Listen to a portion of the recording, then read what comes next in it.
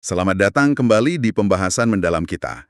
Oke, hari ini kita mau gali satu konsep komunikasi yang, kuat banget deh berdasarkan materi yang udah Anda bagiin. Iya, siap. Sumber kita kali ini dari buku Report oleh Emily Ellison dan Lawrence Ellison.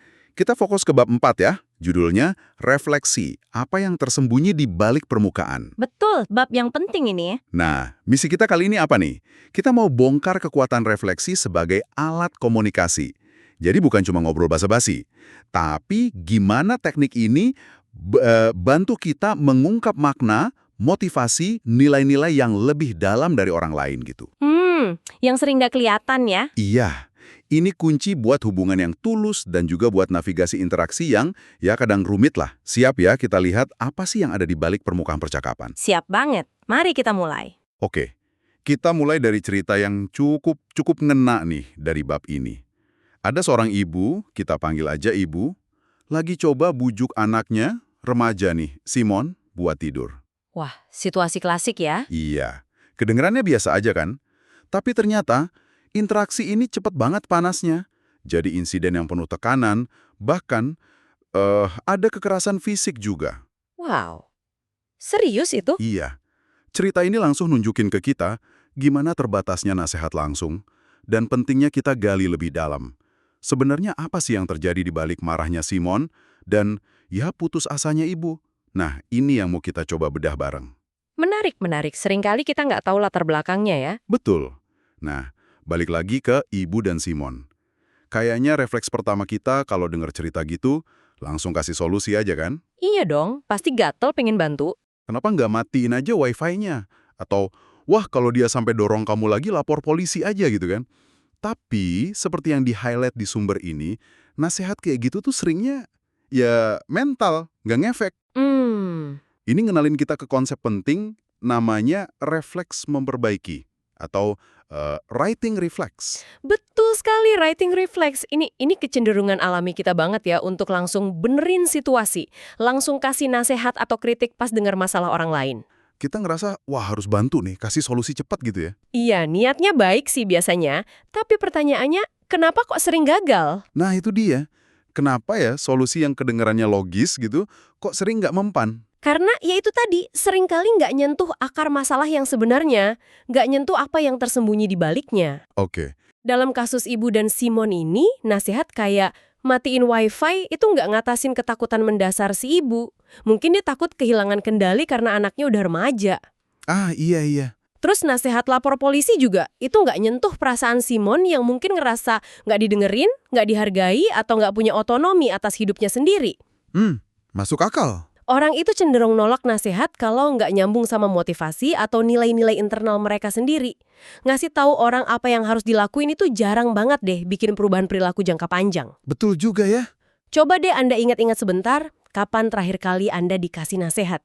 Mungkin nasihatnya bagus, tapi Anda cuekin aja karena rasanya nggak kena gitu sama apa yang Anda rasain atau butuhin saat itu. Pasti pernah kan? Wah, iya banget. Sering malah. Kita tahu solusinya, tapi ya rasanya nggak pas aja gitu. Oke, jadi kalau nasihat langsung sering gagal, alternatifnya apa dong? Nah, bab 4 ini nawarin refleksi. Tapi ini bukan cuma ngolangin omongan orang kan ya? Tepat, jauh lebih dari itu. Refleksi yang dibahas di sini itu, gimana ya, lebih dalam dari sekedar kayak beo gitu. Oke, gimana tuh maksudnya? Ini tuh proses dengerin secara aktif, buat menangkep, terus ngungkapin lagi makna, perasaan, dan yang penting nih, nilai yang ada di balik ucapan seseorang. Intinya sih mencoba memahami dunia dari kacamata mereka. Mencoba melihat dari sudut pandang mereka ya. Bisa kasih contoh bedanya nggak di kasus Ibu dan Simon tadi? Gimana pendekatan reflektif beda sama nasihat langsung? Bisa. Jadi pendekatan reflektif yang dijelasin di buku ini bakal coba gali lebih dalam. Mungkin ya ke ibu kita bisa bilang sesuatu kayak, kedengerannya ibu khawatir banget ya kehilangan koneksi sama Simon seiring dia besar dan takut nggak bisa lagi ngelindungin dia kayak dulu. Oh, jadi fokus ke perasaannya ya? Iya, menggali ketakutan ibu. Atau ke Simon mungkin gini, kayaknya kamu frustrasi banget ya karena ngerasa nggak punya suara atau kendali atas keputusan hidupmu sendiri sekarang. Oke, oke. Nah, ini kan membuka pintu buat memahami dinamika hubungan mereka, termasuk soal teknik pelukan beruang yang dulu mungkin efektif, tapi sekarang malah memperburuk keadaan karena Simon bukan anak kecil lagi. Jadi fokusnya ke mengapa mereka begitu, bukan apa yang harus dilakukan ya? Tepat, fokusnya ke situ, bukan langsung ngasih instruksi. Jadi intinya, kita gali lapisan makna di bawah kata-kata. Dan tadi Anda sebut soal nilai. Seberapa penting sih memahami nilai-nilai ini dalam komunikasi? Wah, krusial banget. Yang menarik di sini tuh gimana refleksi bantu kita mengungkap nilai-nilai inti dan keyakinan seseorang. Nah, ini inti dari apa yang tersembunyi tadi. Nilai-nilai inti ya? Iya, nilai-nilai ini seringkali nggak kita sadari sepenuhnya loh. Terbentuk dari pengalaman hidup, pola asuh, kejadian penting, gitu-gitulah. Nah, memahaminya itu punya dua manfaat gede. Pertama, ya jelas, bangun kedekatan atau rapport. Oke, kedekatan. Ingat contoh kencan pertama Jack dan Jane di buku. Obrolan mereka jadi lebih bermakna bukan pas ngomongin tingkat kematangan steak yang sama, kan? Iya, iya. Tapi pas mereka mulai eksplorasi pandangan yang lebih dalam soal liburan, soal sikap ke otoritas, nah itu udah nyentuh nilai namanya. Oke, jadi pemahaman nilai bangun koneksi. Manfaat kedua apa? Manfaat kedua, ini jadi kunci buat mempengaruhi perubahan. Kalau kita paham apa yang benar-benar penting buat seseorang, nilai mereka itu apa, kita bisa ngebungkus saran atau masukan kita dengan cara yang sejalan sama dorongan internal mereka.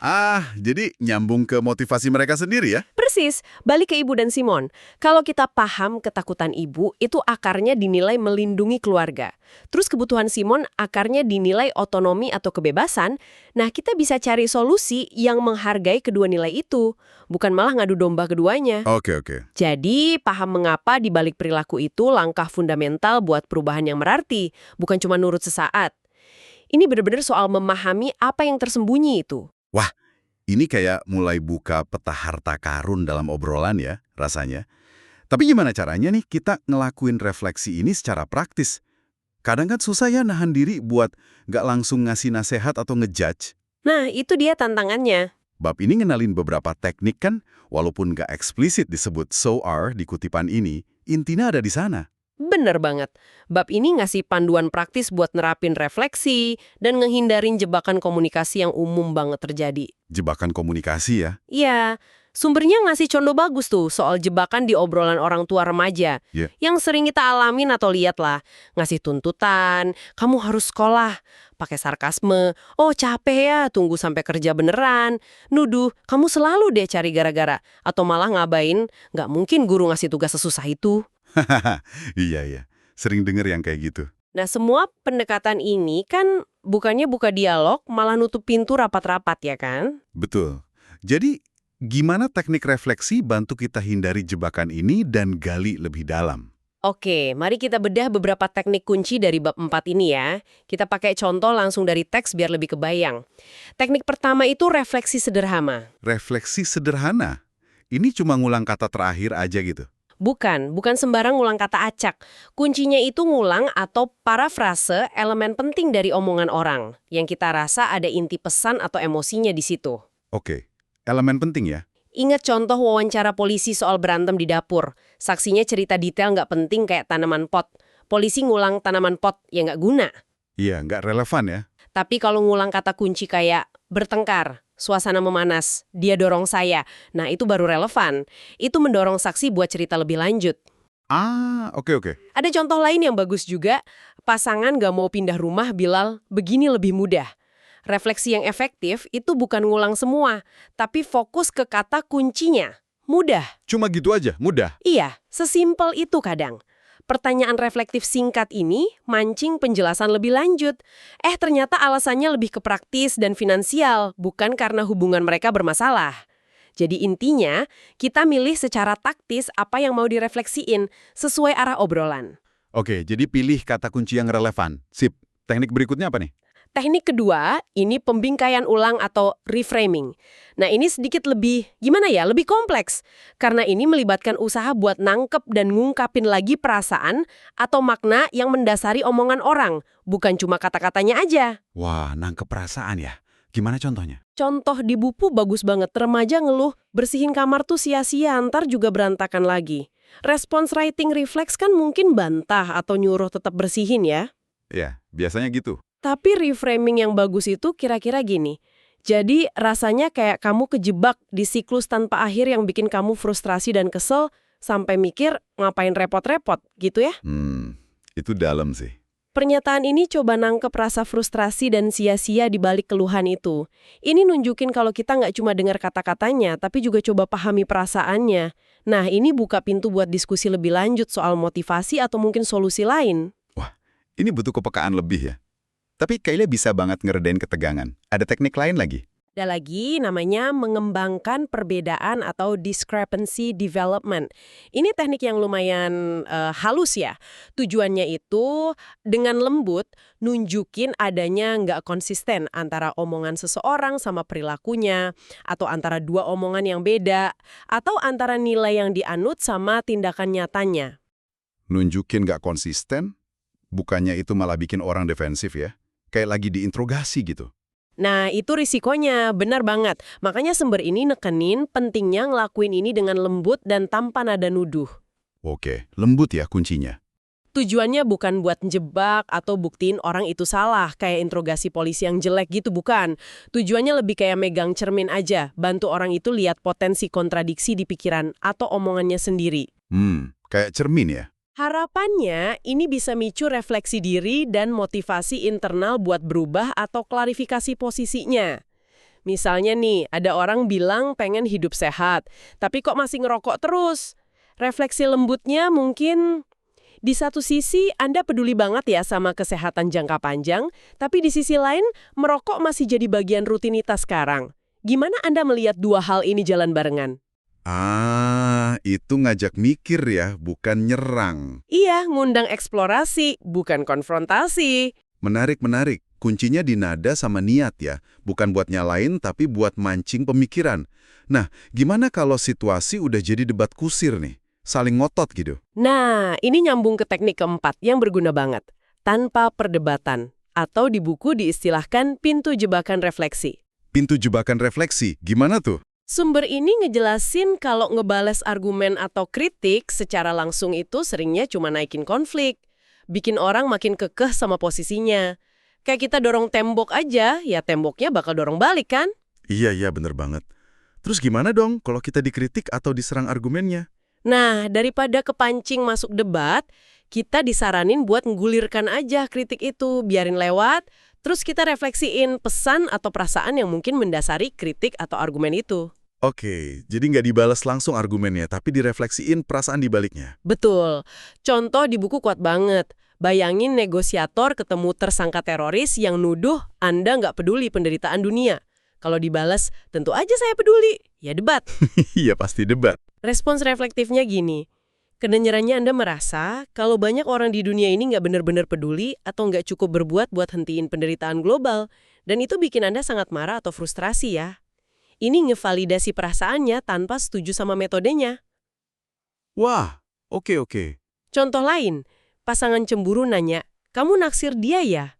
Jebakannya kan jawab iya atau enggak, bisa debat panjang. Pendekatan reflektif itu gali perasaan di baliknya. Kedengerannya kamu khawatir dan bertanya-tanya apa aku masih tertarik sama kamu. Langsung ke intinya ya? Iya, langsung kerasa nggak amannya, bukan ketuduhan spesifiknya.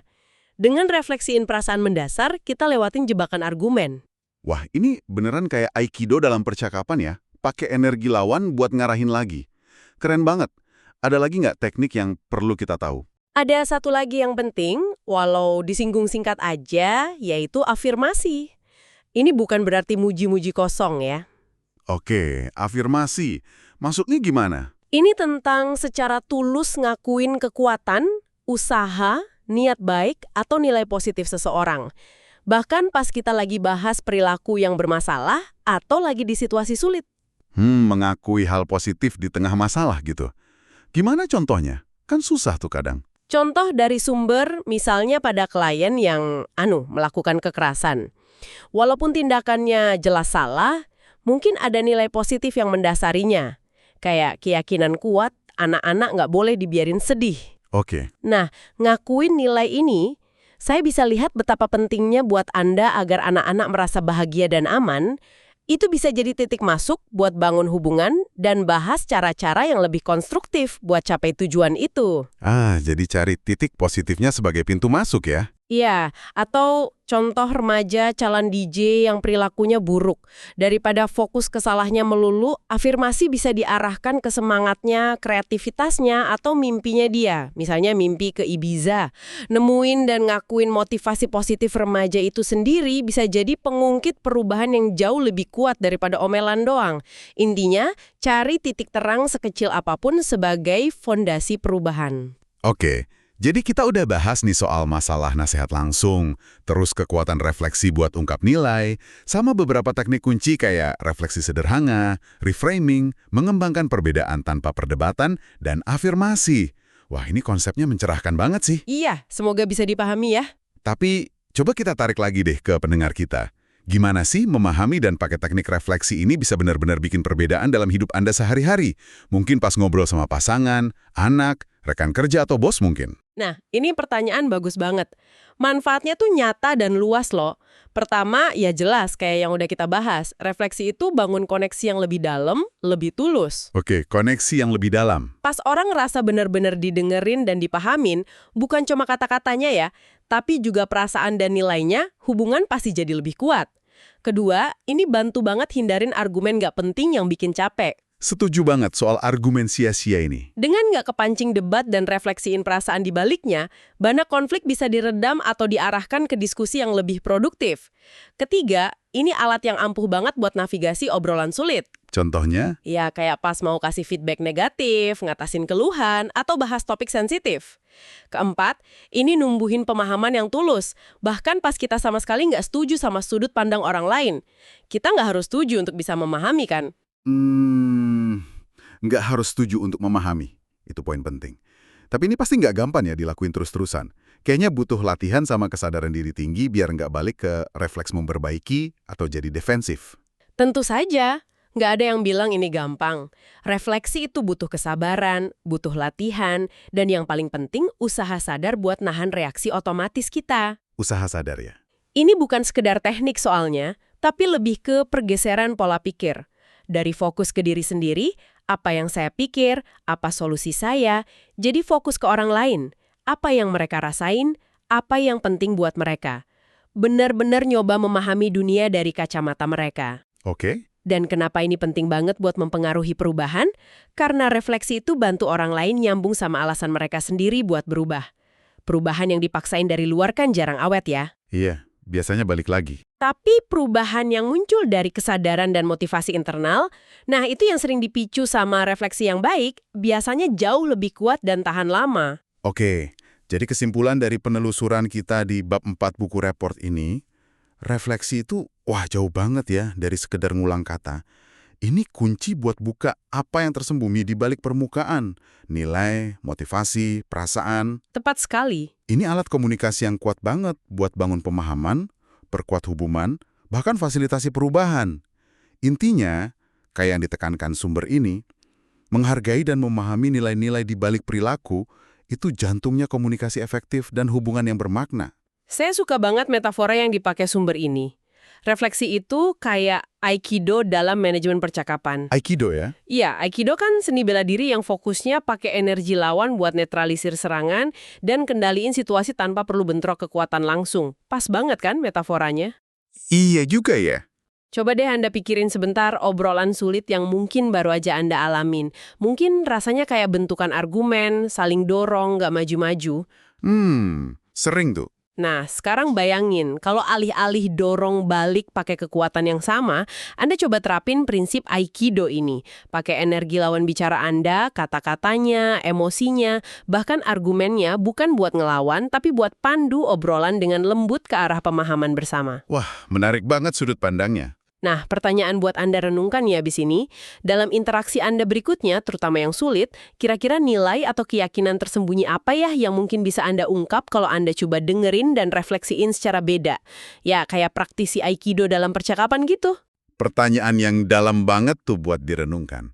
Oke deh, terima kasih sudah bergabung dalam penelusuran mendalam kita kali ini soal refleksi dari bab 4 buku raport. Semoga obrolan ini ngasih Anda lensa baru ya, buat lihat kekuatan mendengarkan, memahami apa yang tersembunyi, dan bangun hubungan yang lebih kuat lewat refleksi. Sampai jumpa di pembahasan berikutnya ya.